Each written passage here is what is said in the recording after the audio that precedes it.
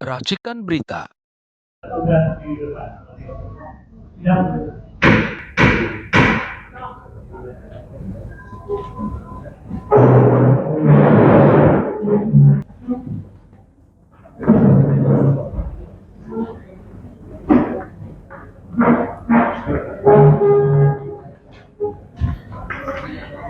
Ya, bismillahirrahmanirrahim. Assalamualaikum warahmatullahi wabarakatuh. Waalaikumsalam. Hari ini tanggal 23 sidang di Pengadilan Negeri Jakarta Pusat, yaitu tentang pengajuan ahli dari tergugat 6, Airlangga Hartanto, yang tentu pengajuan ahli Profesor Zainal dari Muhammadiyah ini sepertinya menurut kita semua ini kok malah mendukung dalil-dalil kita. Mungkin siapa yang mau duluan ini menjelaskan? Bang Juju ya? Bang Juju, silakan. Assalamualaikum warahmatullahi wabarakatuh. Waalaikumsalam. Jadi seperti apa yang dibawakan oleh rekan Azam tadi, bahwa hari ini agenda kita menghadirkan ahli ya, ahli ya kan, di mana tadi diungkapkan oleh ahli itu bahwa seolah-olah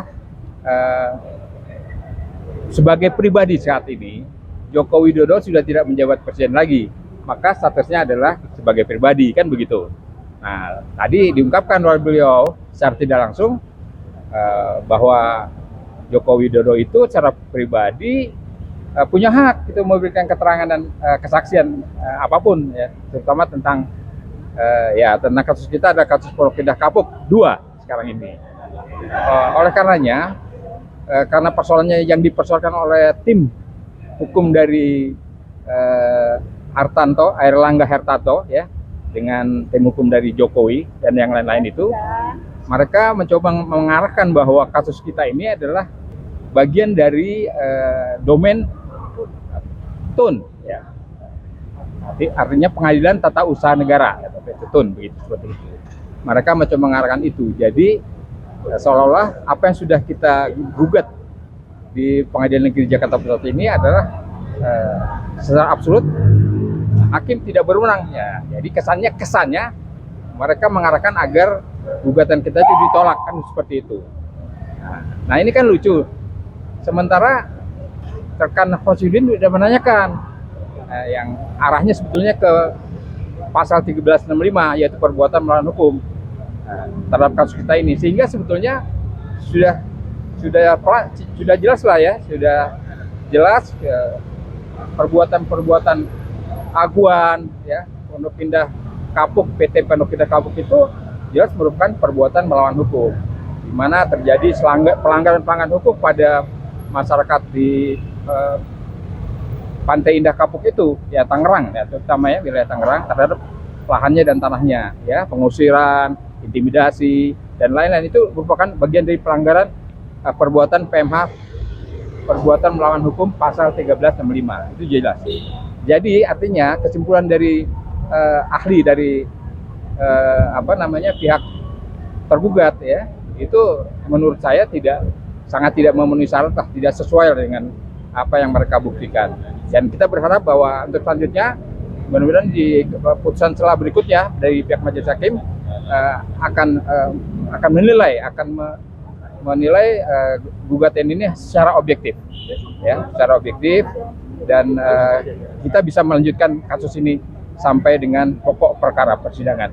Oke. Demikian. Wassalamualaikum warahmatullahi wabarakatuh. Silakan dilanjut. Oke, assalamualaikum warahmatullahi wabarakatuh.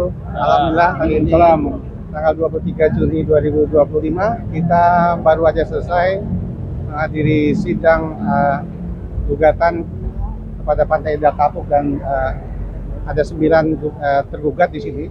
Hari ini para tergugat mengajukan ahli, tergugat 6 ya yang mengajukan ahli. Jadi dalam keterangan ahli tadi seperti ditanyakan oleh rekan kami, kalau dalam perkara ini perkara PMH ya, perbuatan melawan hukum, ahli mengatakan untuk satu tergugat itu hanya untuk yang itu satu aja, tapi dikatakan kalau di situ, kalau ini di sini pengadilan ini tidak berwenang di situ. Cuman tapi terakhir juga disampaikan oleh ahli kalau ini adalah bagian dari satu bagian ya, satu kesatuan ya, dari 9 tergugat itu ini adalah bagai satu tergugat, sehingga tidak mungkin juga konsep unity of split itu diberlakukan mutlak. Jadi ada kemungkinan sidang ini juga bisa dilanjutkan, nanti tergantung putusan dari majelis hakim. Saya pikir itu mudah-mudahan putusan selah yang nanti akan didapat pada tanggal 7 Juli nanti, kita tetap bisa menyaksikan proses pembuktian daripada sidang yang sudah sekian lama terjadi. Terima kasih. Assalamualaikum warahmatullahi wabarakatuh.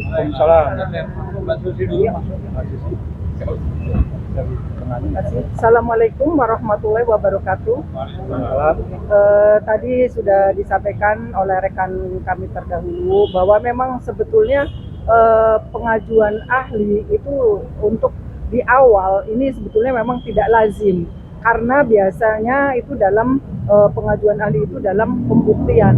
Tapi karena kami ini kooperatif dan kami tidak ingin berdebat panjang lebar, semua kami serahkan kepada pihak pengadilan, dan pengadilan mengakomodir, kami ikutin saja.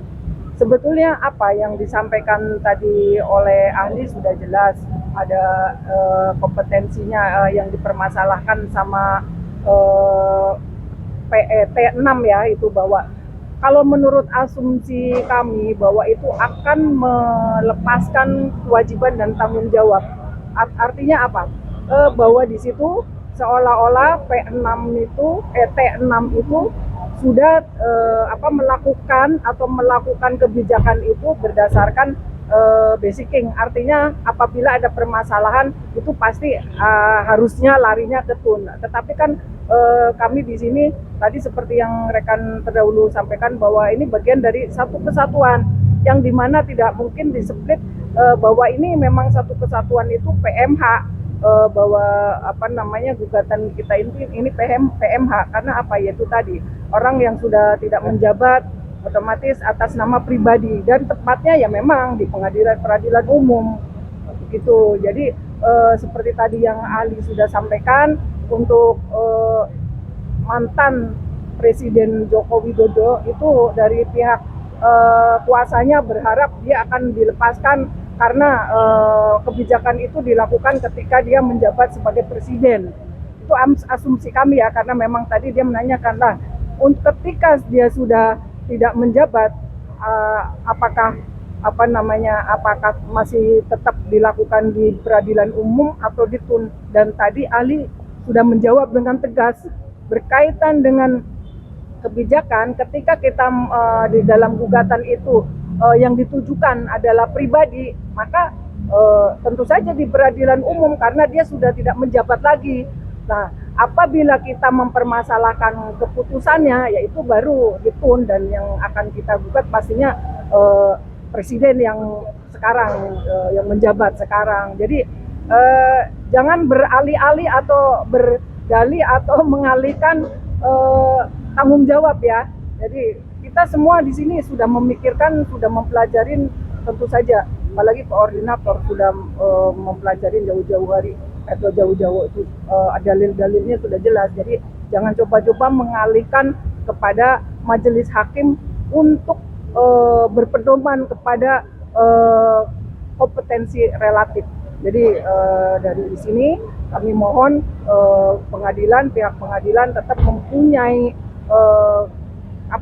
mempunyai hak prerogatif untuk menentukan bagaimana nanti akhir dari putusan ini, apakah putusan selah atau apa, itu haknya dari peradilan. Kami serahkan kepada pihak peradilan, pihak majelis hakim, dan semoga beliau-beliau itu tetap istiqomah dan tetap mengedepankan keadilan. Sekian, terima kasih. Billahi taufiq wal hidayah. Assalamualaikum warahmatullahi wabarakatuh. Itu ya, bisa ya. Bisa. Oke. Baik, bismillahirrahmanirrahim. Assalamualaikum warahmatullahi wabarakatuh. Ya, ada. Nah, hijab. Ya. Jadi yang pertama saya ingin ucapkan terima kasih kepada Profesor Dr. Zainal Arifin Hussein SHMH. Beliau pengajar di Universitas Muhammadiyah Jakarta.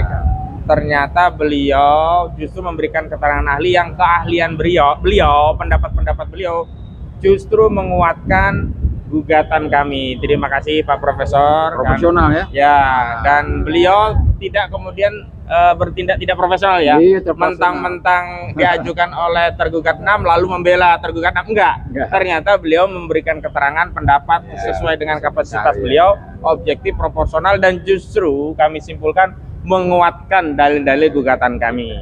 Dan tentu saja ini sejalan karena kita tahu bahwa LBH AP Muhammadiyah yang ditunjuk secara resmi oleh Perserikatan Muhammadiyah untuk mengadvokasi kasus PIK 2 itu benar-benar merasakan langsung, melihat dari jarak yang sangat dekat bagaimana kezaliman proyek PIK 2 milik Aguan dan Antoni Salim ini terhadap rakyat Banten. Jadi nggak mungkin lah profesornya mau bertentangan dengan lembaganya.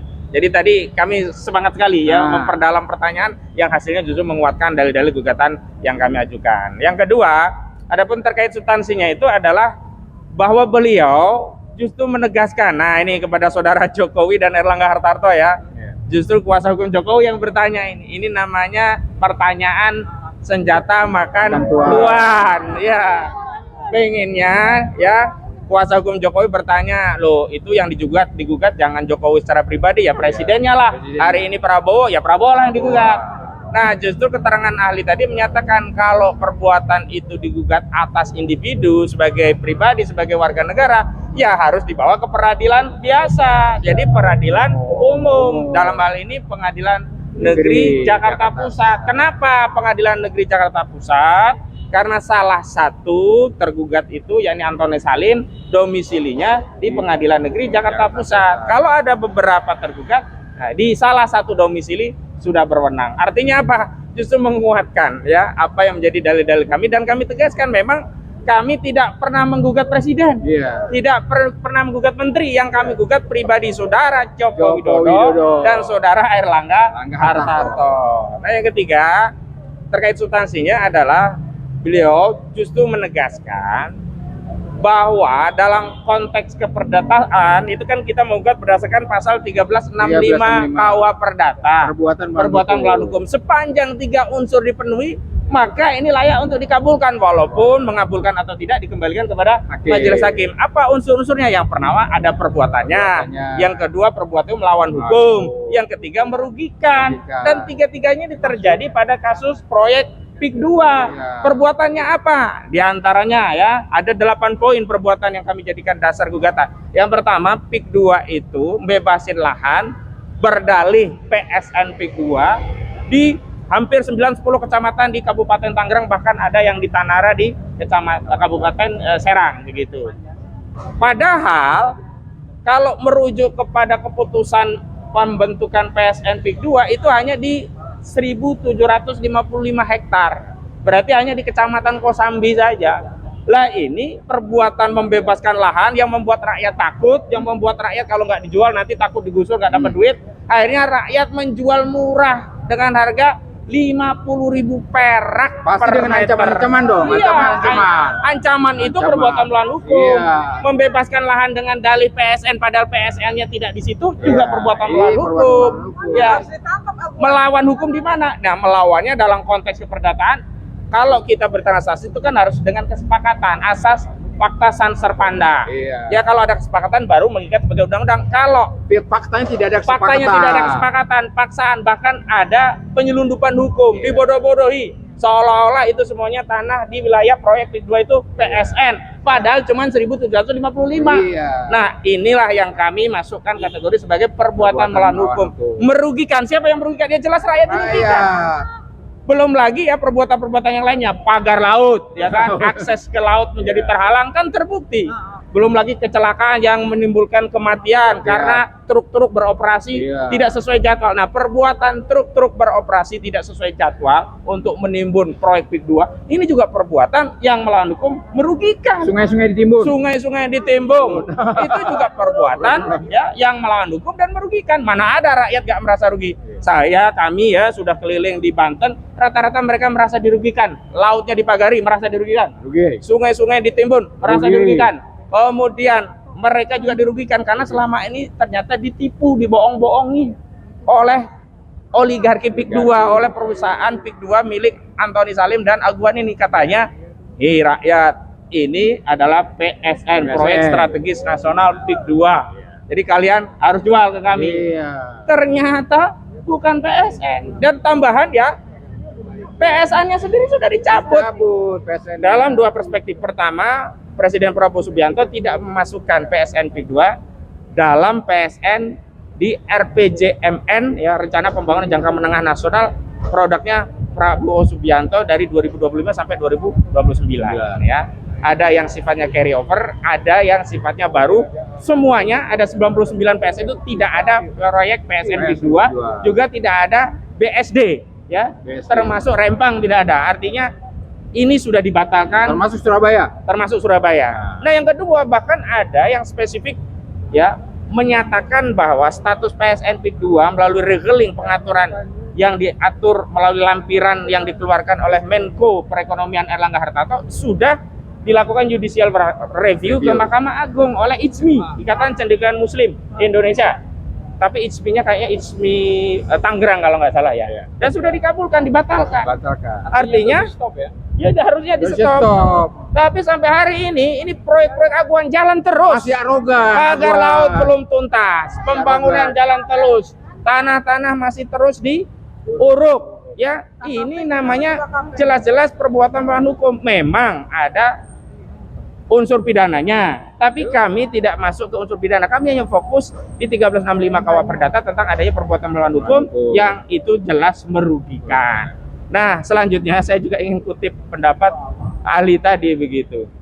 Ahli menyatakan teori beliau itu namanya, saya catat tadi, ketika sebuah gugatan ada sifat unity of split, jadi sesuatu kesatuan yang tidak bisa dipisahkan, ya kan? Maka menurut beliau gugatan tadi, ya, sifatnya itu adalah batal demi hukum atau ditolak. Jadi beliau tidak menyatakan gugatan itu tidak dapat diterima, atau dalam bahasa hukumnya adalah net on faculty faklak atau NO. Artinya apa? Artinya memang hakim tidak berwenang untuk memutus di tingkat eksepsi bahwa pengadilan tidak berwenang. Tidak. Artinya masalah itu harus diadili di pokok perkara nanti. Artinya apa? Justru menguatkan gugatan kita. Makanya ayo kita bareng-bareng awasi, jangan sampai Pengadilan Negeri Jakarta Pusat, hakim-hakimnya terutama yang menangani perkara ini masuk angin. Dengan cara apa masuk anginnya? Ketika eksepsinya diterima berarti masuk angin. Seolah-olah ada ahli ini hanya untuk melegitimasi eksepsi, oh pengadilan tidak berwenang. Itu secara formal pengadilan harusnya berwenang. Karena pendapat ahli sendiri mengatakan hanya konsekuensinya ditolak. Berarti kan masuk pokok perkara nanti. Dan yang kedua, ketika saya tanya apakah harus demikian, ya dikembalikan kepada majelis hakim. Artinya ahli pun ya tidak terlalu pede dengan pendapat bahwa itu harus ditolak. Kembali memang kepada hakim. Karena begini, ada 8 poin perbuatan melawan hukum yang kami jadikan materi muatan gugatan kepada Aguan dan Antoni Salim serta yang lainnya. Jadi bukan hanya satu. Artinya apa? Kalau yang satu tidak dikabulkan, boleh saja, bisa jadi yang 7 dikabulkan. Sehingga apa? Boleh jadi nanti putusan itu sifatnya dikabulkan tapi sebagian. Nah, setelah saya jelaskan dengan pertanyaan tadi kan ahli tidak bisa menampik begitu. Artinya yuk kita kawal bareng-bareng. Jangan sampai ada operasi penyelamatan Aguan di kasus ini dengan cara apa? Kita dipenggal. Jadi putusan eksepsi kemudian diterima dan hakim menyatakan tidak berwenang sehingga perkara selesai. Nggak boleh. Kita harus ya mendapati kasus ini sampai pemeriksaan saksi karena saksi kita banyak yang kita persiapkan. Jadi kalau hakim ya kemudian memutus eksepsi diterima padahal ahli yang dihadirkan oleh tergugat 6 justru menguatkan materi gugatan kita bahwa ya gugatan perbuatan melawan hukum itu layak diperiksa oleh pengadilan negeri, dalam hal ini Pengadilan Negeri Jakarta Pusat, berarti dugaan kuatnya hakim pengadilan ini masuk angin. Jadi harus kita kerokin nih ya. Kita kerokin terus biar nggak masuk angin nih ya. Kita kerokin, ayo rakyat. Minyak angin. Ya, rakyat bawa minyak angin, kita kerokin bareng-bareng biar kita rindu hakim-hakim yang benar-benar menjadi wakil Tuhan. Kita rindu hakim-hakim yang benar-benar bergelar yang mulia. Kita rindu hakim-hakim yang menegakkan keadilan meskipun langit akan runtuh. Demikian. Assalamualaikum warahmatullahi wabarakatuh. Assalamualaikum warahmatullahi wabarakatuh. Waalaikumsalam warahmatullahi wabarakatuh. Tadi kita sudah memasuki sesi ahli ya, tim ahli ya. Kita hanya ingin bahwa kalau memang benar negara sekarang ini harus hadir untuk kita, rakyatnya, dan apapun itu hak kita itu memang harus dilindungi oleh negara. Jangan sampai negara itu kalah oleh oligarki. Ingat ya, kita selalu ingat, kalau kita lupa kita ingat, kita lihat tembok kita. Tembok kita masih ada gambar Garuda, belum menjadi naga, berarti kita adalah Garuda dan bukannya naga. Masyarakat Indonesia adalah tanggung jawab dari pemerintah sekarang dan menjadi itu negara. Ada yang mau ditambahin? Silakan. Assalamualaikum warahmatullahi wabarakatuh. Satu kata untuk Pak Prabowo, Pak, tolong hapus negara dalam negara. PIK 2 itu negara dalam negara. Semua kejadian narkoba atau lainnya kejahatan tidak banyak orang yang tahu dari luar karena mereka membatasi orang-orang pribumi untuk masuk ke dalamnya. Satu. Terus kedua, Bapak tolong orang-orang yang terzolimi, tanahnya diambil, kembalikan segera ke rakyat. Sungai-sungai yang diuruk, sawah yang diuruk, harus dikembalikan seperti semula karena itu merusak lingkungan, termasuk pohon mangrove yang hancur sebagai untuk pembatas abrasi, mencegah abrasi, itu harus dikembalikan seperti semula dan nelayan-nelayan harus bisa berlayar mencari nafkah untuk keluarga mereka. Jangan biarkan rakyat menderita karena seorang Aguan atau Antoni Salim. Jadi kami berharap kebijakan Bapak untuk tetap NKRI, Garuda di dadaku, bukan naga, kami Garuda. Sekali lagi, merdeka Pak. Merdeka. Ya. Allahu Akbar. Baik, terima kasih. Terima kasih kepada ibu-ibu, rekan-rekan dan prinsipal juga yang sudah menyampaikan. Jadi saya ingatkan bahwa putusan Mahkamah Agung itu sudah firm bahwa dicabut semua izinnya, nggak boleh beroperasi. Artinya rakyat bisa melakukan apapun karena ada putusan Mahkamah Agung.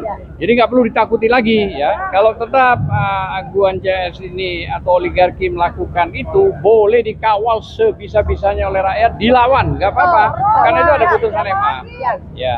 Dan ingat tanggal 30 kita mengajukan kesimpulan yang menyeimbangi, walaupun itu bukan wajib, tapi penyeimbangan dari tadi yang diajukan oleh pihak tergugat 6 Airlangga, penyeimbangan soal ahli. Dan tanggal 7 baru nanti putusan antara. Semoga ini semua akan menjadi contoh jurisprudensi bahwa kebenaran, bahwa objektivitas hakim tetap terjaga karena mutlak Allah melihat siksa Allah itu ada terhadap para hakim yang benar-benar masuk angin tadi. Dan ini tidak main-main, ini Al-Quran yang berbicara. Terima kasih. Assalamualaikum warahmatullahi wabarakatuh.